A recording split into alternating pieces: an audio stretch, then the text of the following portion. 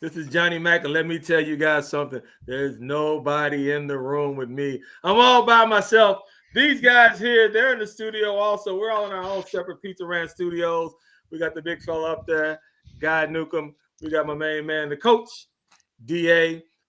This last segment, we're going to talk a little bit about baseball. Let's say, let me rephrase that. We're going to talk all about baseball, okay? Major League Baseball opened the season last week. Our favorite Cardinals were there. The Royals played, of course, this weekend also, and unfortunately, we had a Cubs fan on the scene. So we're going to talk a little bit about Cubs. When I say a little bit, I mean we're just going to give you their record and we're going to keep it moving.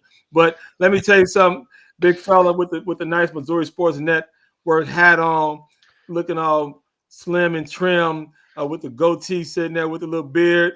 Look at him. Don't start blushing. Are you blushing, Mr. Newcomb? Mr. Newcomb. The Redbirds, where are we sitting at right now? What are your thoughts on our first 6 games?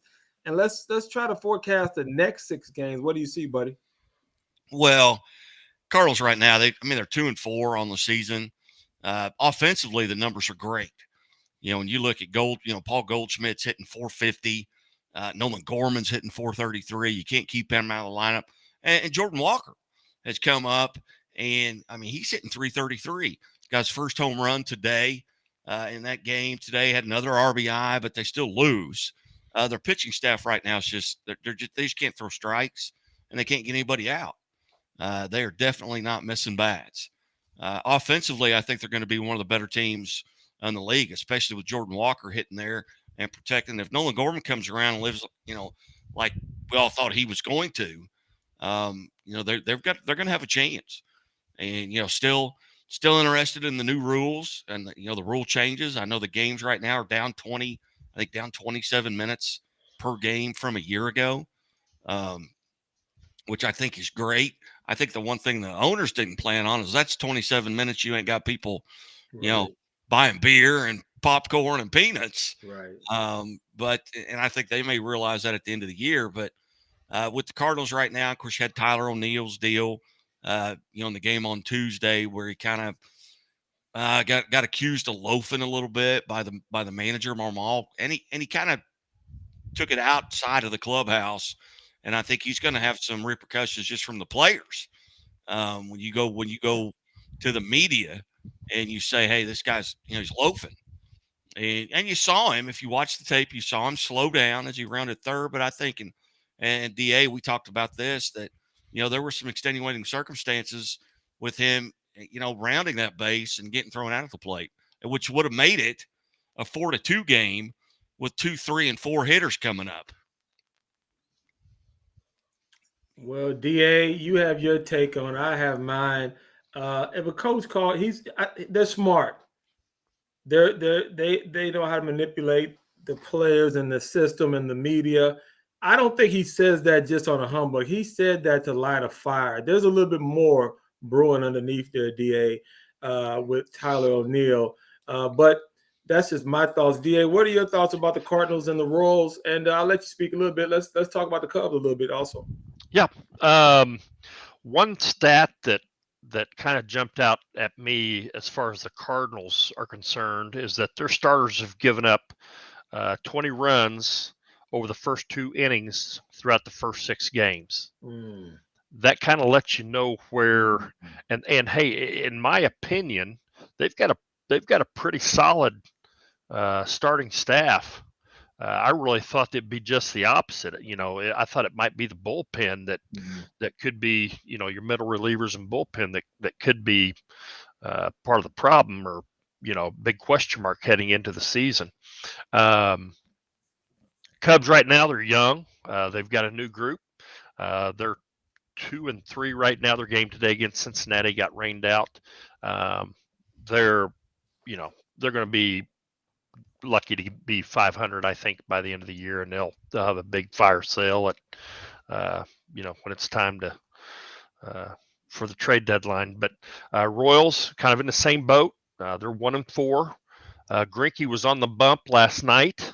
We do not have a final, but big news coming out of the Royals camp is their manager, Quatrero, is out with COVID. And, you never know how a team's going to react to that. And God forbid it, start spreading throughout the team. Their big problem is they're batting 170 as a team. They just got to get the bats going, and somebody besides Salvador Perez has got to get going. Their pitching, their starters, overall have a 3.8 ERA, and I'm sorry, that's their team totals. Their starters have been very good. It's their bullpen that's been the issue, and they just got to start getting some offense going. I think right now, Kansas City, the area, the city itself, they're still so high off that Chiefs Super Bowl victory that the Royals are taking somewhat of a back seat. Then they got the draft coming up. I spoke to someone up there. They said the city's just kind of on fire right now with the draft and the Chiefs, and just a good vibe in the city. And then Travis Kelce's doing some music thing up there this week. But, amid all of that, that's not the big story. The big story is not the Chiefs. We don't care about the Super Bowl anymore, and we're going to edit out that Cubs stuff just for our listeners to know. You might not hear that. The big story in Kansas City, though, is not the Chiefs. It's not the Royals going 1-4. It's the story of the decade, and we got our own eyes on this story. Our own very own scoreboard guy has the latest on this Chief Aholic that is still buzzing and lighting up the internet. Guy, please tell me the latest on where this guy is. Where is he? We don't know where he is. And Guy Snacks, they put out a tweet, said, "Dear Chiefs Aholic, we don't know where you are either, but if you come into a Guy's Deli, we'd love to see you, but we'll probably still call the police." Guy, fill the audience in that might not know what's going on. Fill them in very quickly on what's going on. Yeah, Chiefs Aholic was a super fan. You'd see him with the Wolves outfit on at every home game. And then he started going on the road the last couple of years, and he would always end up on television because he would always get great seats that he'd had to pay for.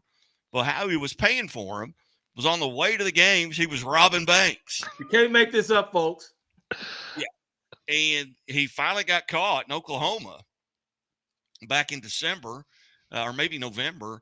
Got caught, got put in jail, was waiting, the trial. He was on $200,000 bond. The judge lowered it to $80,000 because he talked him in. He needed to go out and go to a family event in Arizona, which was the Super Bowl. And they let him out on $80,000.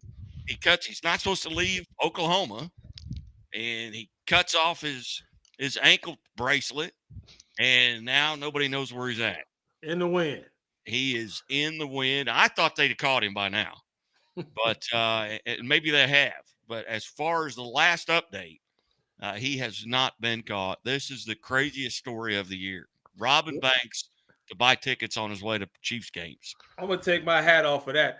What I heard he's playing center field for the Kansas City Royals. Is that true or not, guy? That's what I heard. I heard he's batting $180 right about now. He'd probably be the leading hitter. Fellas, we're gonna keep our eyes on that story every week until he's caught. Make it so that we're gonna make that a part of our every week segment. Where is the Chief Aholic fan, the super fan? Gentlemen, it's been a great show. Anything anybody want to add before we get out of here? I don't have anything to add, but if you see this guy right here, I'll just put a picture of him up. That is the Chiefs Aholic.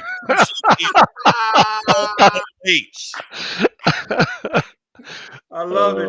Call 911, and he might be armed and dangerous. All right. So look, everyone, it's been a great week. We'll see you again in 7 days. You're listening to Huddle Up here on the Missouri Sports Network inside of the Pizza Ranch studio. And I'll say this for everyone. Peace.